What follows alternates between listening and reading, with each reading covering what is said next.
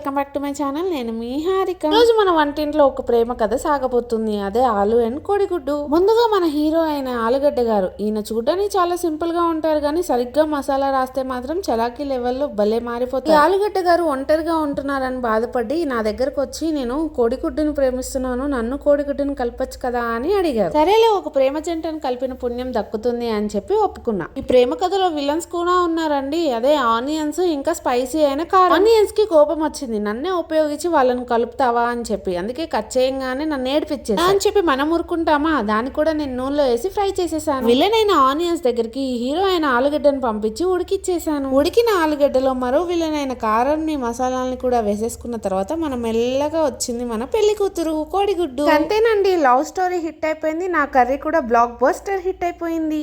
ఈ ప్రేమ జంటని చపాతీతో సర్వ్ చేసుకొని తింటే చాలా టేస్టీగా ఉంది. సబ్స్క్రైబ్ చేసుకొని చూడొచ్చు కదా ప్లీజ్.